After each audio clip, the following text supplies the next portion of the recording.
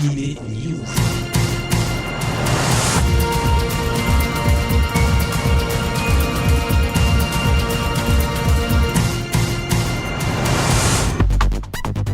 Salut à tous, c'est Alex au micro de Generic Kids pour Anime News. C'est l'heure de votre rendez-vous hebdomadaire avec le manga, l'animation japonaise. Et pour ce 177e Anime News, un programme concocté aux petits oignons avec des news des éditeurs Taifu, quelques sorties donc Yaoi et Yuri chez Taifu. Nous parlerons de Game One, de All the Anime, un nouvel éditeur, de ADN, de la chaîne Boeing, de Wakanim et de France 4. J'ouvre cette Anime News 177 avec des sorties Yaoi et Yuri chez Taifu Comics. Également, nous commençons avec le Yuri, un très joli titre, All We Need Is Love. C'est le premier tome qui vient de paraître. C'est un manga signé par Amano Shuninta qui nous fait découvrir le quotidien de la jolie Ruki. Elle est étudiante et cette jeune fille ne croit pas à l'amour. Pour elle, l'amour est la chose la plus incertaine en ce monde. En effet, elle considère que les filles qui ont des petits copains se disputent vraiment pour pas grand-chose, elles ne sont pas libres, mais un jour ça va lui tomber dessus et de la manière la plus improbable qu'il soit, puisque ce n'est pas d'un garçon dont elle va tomber amoureuse, mais d'une fille. All We Need Is Love nous plonge bien entendu dans les turpitudes et les méandres de l'adolescence. Ruki cherche tout simplement comment se placer dans ce monde qui est le nôtre, à découvrir donc avec des décors minimalistes parfois, un joli dessin et puis surtout beaucoup de romantisme. All We Need Is Love, c'est à découvrir chez Taifu Comics, c'est disponible depuis le 27 mars. Le 27 mars chez Taifu, ça a été le retour du titre Love Pistols. Ceux qui aiment ce titre attendaient avec impatience le tome 7. Le voici sorti. C'est un titre signé par Kotobuki Tarako. C'est du yaoi, à réserver donc à un public averti et adulte. 7 volumes sont déjà en cours au Japon. Ça sort au compte-gouttes. C'est pour ça qu'on a mis un petit peu de temps à découvrir la suite.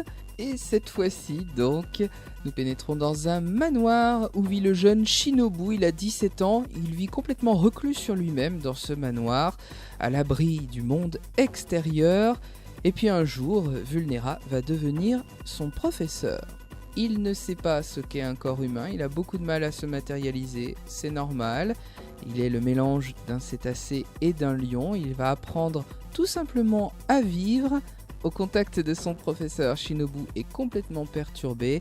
La suite est à découvrir donc dans Love Pistols, tome 7, à réserver là aussi à un public adulte et averti. C'est du yaoi, c'est chez Taifu et c'est disponible depuis le 27 mars.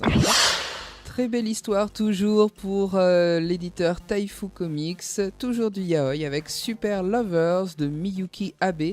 C'est déjà le 6e volume de cette très belle histoire, très bien dessinée avec de beaux décors.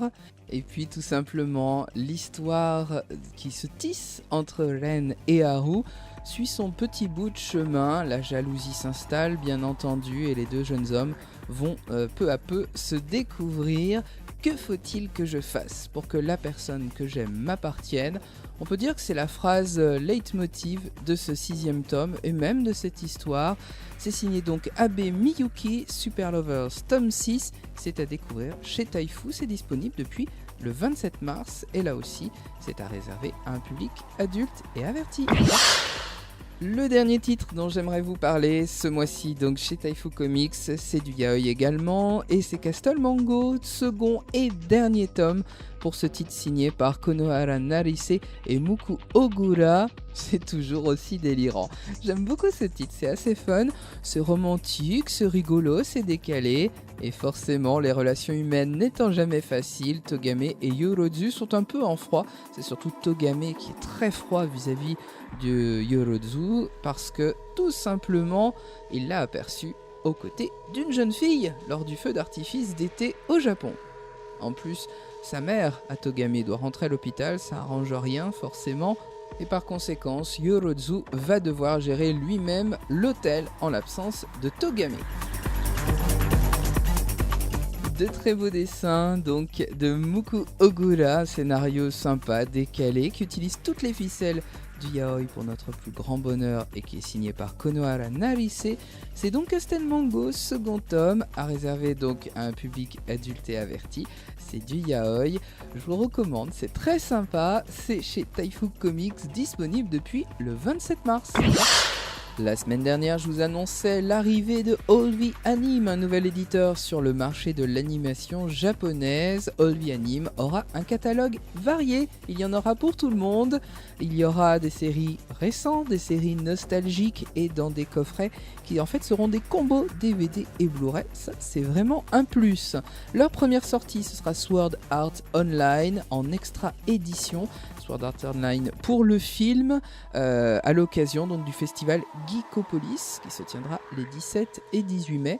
Et puis ensuite, il faudra attendre cet été, puisque c'est en juillet que sortiront des séries comme L'Attaque des Titans, Kill la Kill ou les films de Puella Magi Madoka Magica en DVD donc et en Blu-ray. Ces séries, on les avait découvertes sur Wakanim. Pour l'instant, tout ce que sortira Olvi Anime sera disponible en précommande et puis sur certains salons. Il faudra attendre le mois de septembre ensuite pour les avoir dans le circuit classique de distribution. À surveiller de près donc Olvi Anime, nouvel éditeur sur le marché de l'animation japonaise.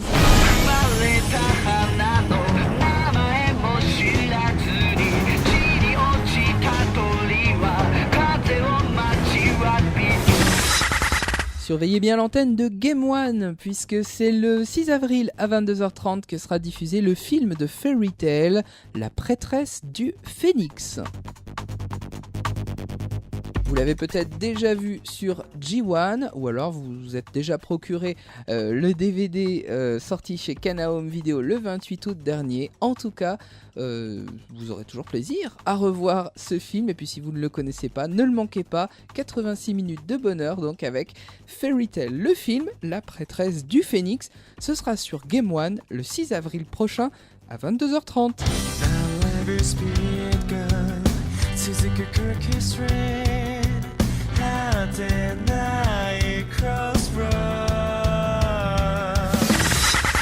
On reste dans les grandes séries avec ADN qui nous annonce l'arrivée de Soul Eater Not en simulcast. Et oui, la série adaptée donc du manga que vous connaissez, qui a été édité en France chez Kurokawa. Cette série donc débarquera en simulcast sur ADN. Et ce sera donc au mois d'avril où on découvrira donc l'envers du décor de notre chère et prestigieuse école DWMA. Ce sera sur ADN, à ne pas manquer, Soul Eater Not.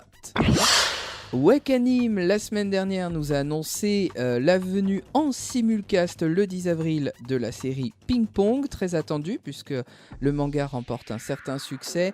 Et bien d'autres simulcasts sont annoncés sur Wakanim, c'est normal, c'est avril, c'est la rentrée au Japon, et notamment le très attendu Haikyuu, les As du volet. Vous connaissez peut-être ce manga édité chez Kazé. Eh bien surveillez bien Wakanim puisque la série fera son entrée le dimanche 6 avril à 20h sur la plateforme Wakanim. Rendez-vous avec de nouveaux champions de volley, Haikyuu, les As du volley. Toujours chez Wakanim, une lutte contre les parasites s'engage avec Black Bullet. C'est leur deuxième annonce de simulcast du moment. C'est tiré d'un light novel qui est édité au Japon depuis 2011. Black Bullet, c'est 12 épisodes de prévus pour une série tout simplement qui nous dépeint un Japon post-apocalyptique, une terre ravagée par les gastréas, des parasites viraux, et puis nos deux héros, Rentaro et Enju, qui font partie de la sécurité civile et qui doivent lutter contre ces parasites tout simplement pour empêcher la destruction totale de Tokyo. Les êtres humains vivent dans des territoires restreints, dans le désespoir, dans la peur. Le reste donc de cette histoire est à découvrir sur Wakanim. Ça s'appelle Black Bullet et ce sera donc en simulcast au mois d'avril. Nouvelle annonce encore et toujours avec Wakanim, toujours en simulcast. Nananas Buried Treasure, c'est annoncé pour une diffusion au 10 avril, jeudi 10 avril. C'est tiré d'un roman de Kazuma Otorino. C'est un jeune lycéen, il s'appelle Jugo, il emménage dans un appartement à faible loyer hanté par un fantôme qui lui révèle l'existence d'un trésor, un trésor qu'elle-même, ce fantôme, a accumulé, a planqué avant son décès. Ce fantôme s'appelle Nanana, et du coup notre jeune lycéen, notre jeune étudiant, va décider de partir à la recherche de ce trésor. Pour cela, il rejoint le club d'aventure de son école. C'est parti donc pour l'aventure le jeudi 10 avril, ça a l'air très sympa, très prometteur, à surveiller donc sur Wakanim, ça s'appelle Nanana's Buried Treasure. Un grand retour pour une série nostalgique, c'est sur la chaîne Boeing, ça s'appelle Doraemon, c'est un chat tout bleu, complètement délirant et adorable. Doraemon revient en France, je vous rappelle que la série est très très longue, elle avait commencé au Japon en 1979, elle s'est terminée en 2005, 1049 épisodes au total, qui sont l'adaptation du manga d'un duo, Fujiko F. Fujio.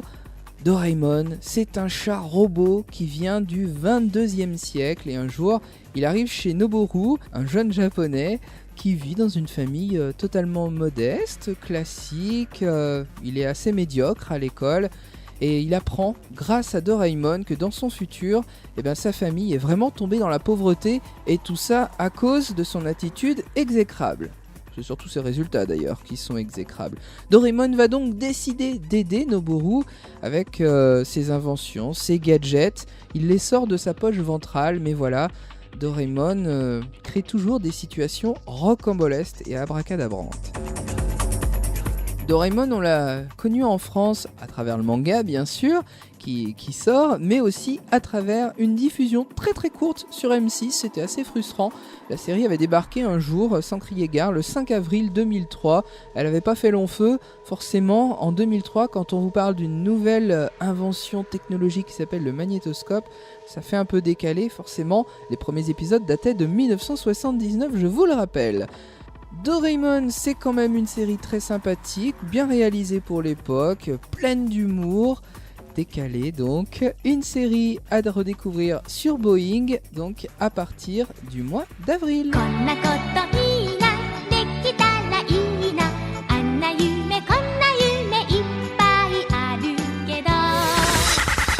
Et je termine cette Anime News avec France 4 qui diffusera la très belle série Monster, très réussie. Un thriller, une course-poursuite, une enquête politico-policière, du médical aussi. Monster, ça débutera le 5 avril à 23h15. Si vous ne connaissez pas cette série, plongez-vous dedans. C'est vraiment un bijou de l'animation japonaise. Le manga vaut le détour. Le manga originel est signé par Naoki Urasawa, plusieurs fois primé, on ne le présente plus. Il est l'auteur de Pluto, de 20th Century Boys. 74 épisodes donc pour Monster, une série qui date de 2004-2005 au Japon. Une série découverte en France chez l'éditeur Kazé en vidéo, c'était en 2006, en février 2006. On ne se lasse pas de la revoir, c'est vraiment captivant. C'est pourquoi c'est une obligation, vous ne pouvez pas louper Monster si vous ne la connaissez pas. Je vous rappelle donc sa diffusion, France 4, le 5 avril à 23h15, à découvrir absolument. Et puis en parallèle, n'hésitez pas à lire le manga, il est vraiment réussi. La série est très linéaire par rapport au manga, elle suit vraiment l'histoire à la lettre. Ce numéro d'Anime News touche à sa fin. Je vous remercie pour votre attention, pour votre fidélité. N'hésitez pas à liker nos pages Facebook, Generic Kids, Anime News, et puis n'hésitez pas tout simplement à écouter les replays vidéo disponibles sur le site de Generic Kids, generickids.fr, disponible également sur YouTube et Dailymotion. Et puis vous avez aussi un second rendez-vous animation japonaise sur Generic Kids. Il s'agit d'Anime Story, une rediffusion cette semaine, et puis une surprise très prochainement. Des inédits d'Anime Story, ils reviennent, il ne faut jamais désespérer. Et en plus c'est grâce à vos idées, donc merci à vous pour vos messages. Anime Story, c'est donc une série que vous avez aimée, c'est le mercredi soir à partir de 21h et c'est rediffusé jusqu'au dimanche à 17h. Il est temps pour moi de vous laisser, merci encore à vous. Vous êtes à l'écoute de Generic Kids, alors vous êtes bien, restez-y.